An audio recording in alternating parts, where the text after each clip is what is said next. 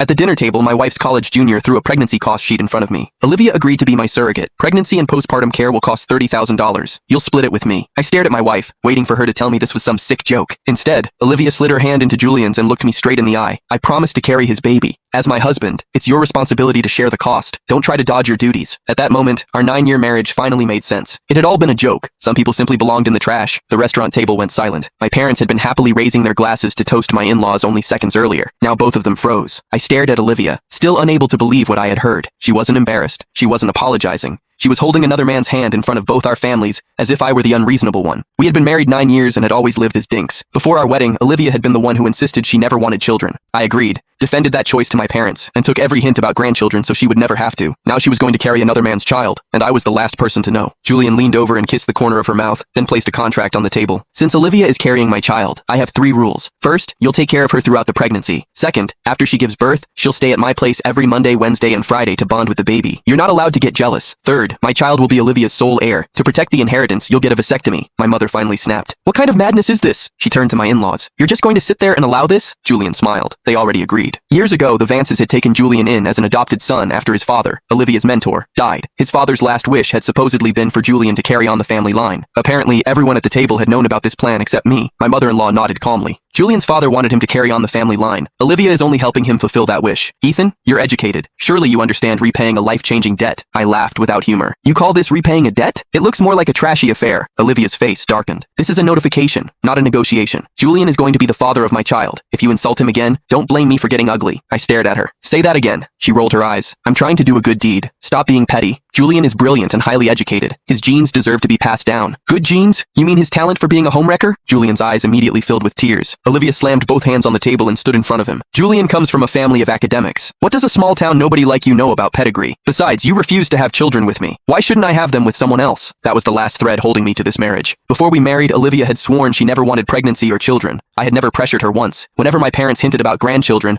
I was the one who shut the conversation down and took the blame for our decision. For 9 years, I had protected the life she claimed to want. Now she was using that same choice as proof that I had somehow failed her. I stood and kicked the heavy table over. Plates shattered across the floor, splashing soup over Olivia and Julian. Before Olivia could scream at me, I slapped her across the face. Then I looked at Julian. I'm done with this trash. If you want her, take her. I turned back to Olivia. We're getting divorced. My parents immediately stood and followed me out. Behind us, Olivia screamed, Fine! We'll divorce! I'll live much better without you! I never looked back. After dropping my parents home, I drove to the suburban house Olivia and I shared. My clothes, books, and personal belongings were already scattered across the lawn like garbage. Even boxes of old work files had been thrown into the grass. The digital lock had been changed. Olivia ignored my calls, so I tried FaceTime. Julian answered. He was lying on my bed in my favorite silk robe, the collar open enough to show fresh hickeys.